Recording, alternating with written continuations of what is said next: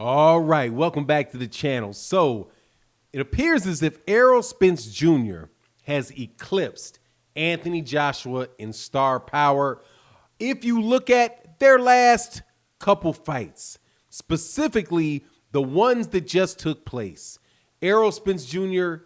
exceeded him in revenue for the fight in both the pay-per-view and ticket sales.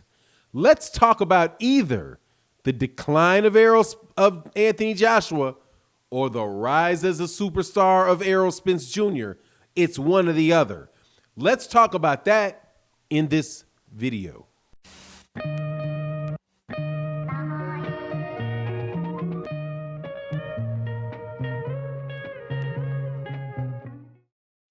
All right, welcome back to the channel. So, as you know, several years ago, Anthony Joshua came to the United States via the boxing world, fights in the UK, and he was introduced to us as the next big, massive international superstar, the likes of Floyd Mayweather Jr., Mike Tyson, and the other great fighters that transcend the sport of boxing.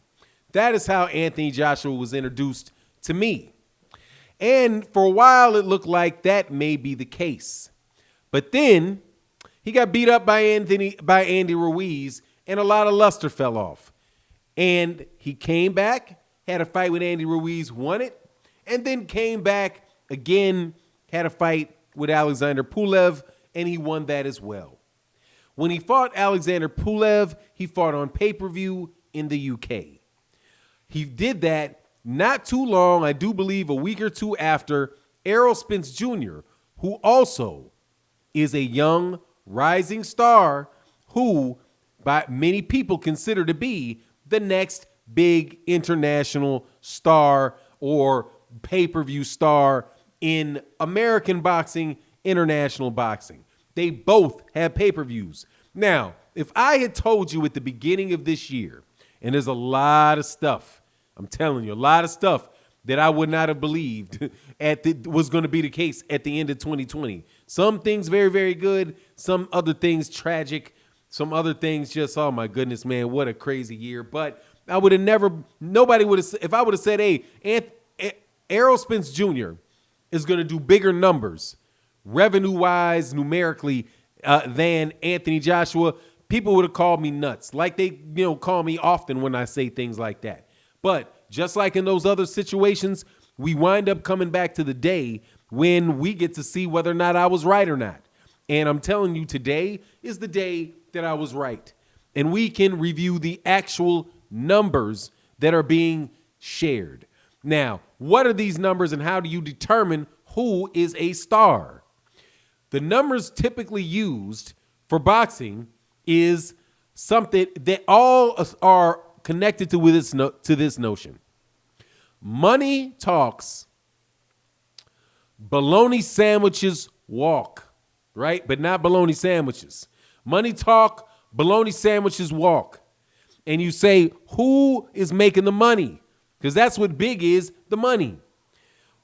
And so you look at the key drivers of revenue in a boxing match.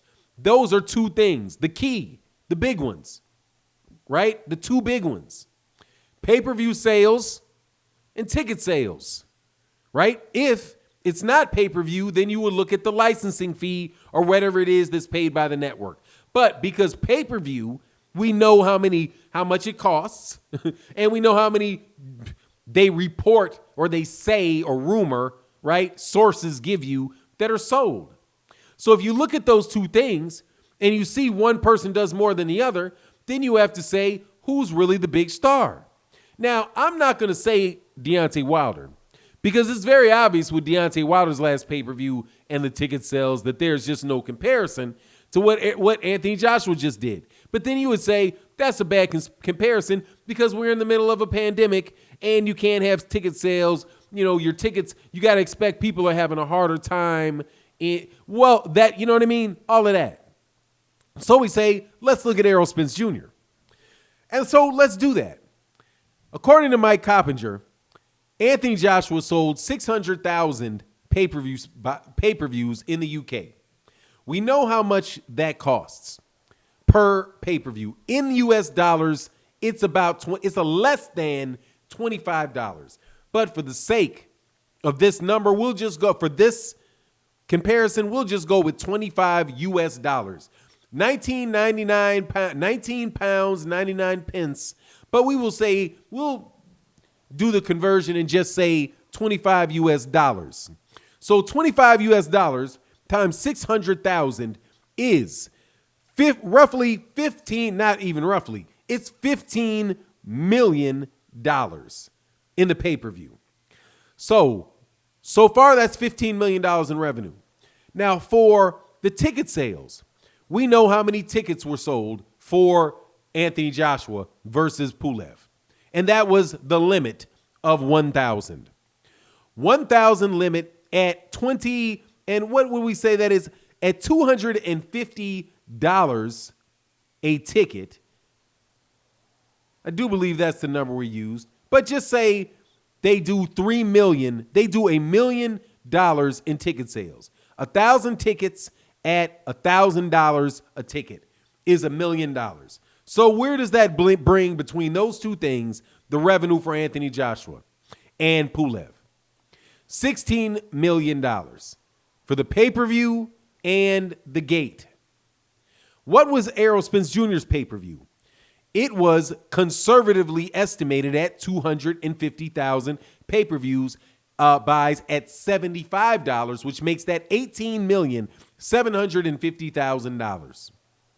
Plus a gate of 16,000 people at $200 a pop is $13.2 million.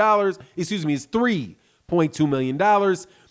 So if you add the 3.2 and the 18.75, you get 21 million. So the difference between Errol Spence Jr., who did 21 million between his gate and his pay-per-view, and Anthony Joshua, who did 16 million between his gate and his pay-per-view, is a whopping $5 million difference. $5 million out of 15. Round the dollar down, the million for Anthony Joshua down from 15 to 16, just to make the math a little bit easier. But a difference of that is 33%. That's 33%. The difference between 16 million and 21 million, that's a lot of money. That's $5 million. Wow. Who's the bigger star? Now, you could also then say, and I'm sure people would, but Fanon, what if they allow more tickets to be sold? What if people buy more tickets? Well, okay. Allow full capacity in Wembley and then allow full capacity for Errol Spence. Same thing happens. Errol Spence has already sold 50,000. 50,000 at 250 is still better than 100,000 at 15 and 20. We've done the numbers before. So it's just interesting to see that Anthony Joshua is one of the biggest stars in boxing, right? And you need to have a fight between him and Tyson Fury. It's absolutely essential because it's such a huge fight.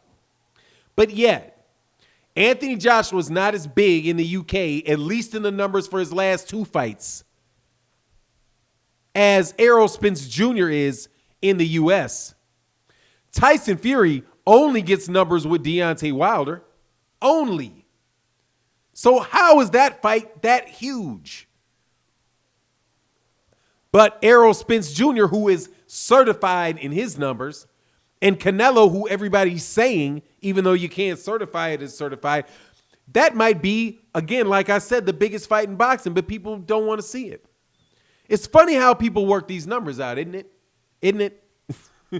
I know that's how, isn't it? I think that's a British thing they say, isn't it? Isn't it? But anyway, you let me know what you think about the fact that Anthony Joshua did not do as big a numbers as Errol Spence Jr., yet they say he's the biggest. He, along with Canelo, was the biggest star in boxing, although coincidentally, you don't know any numbers for Canelo Alvarez either. Just mighty interesting how people that are so unbiased and numbers oriented have no numbers, and then the numbers that do show up don't work with them.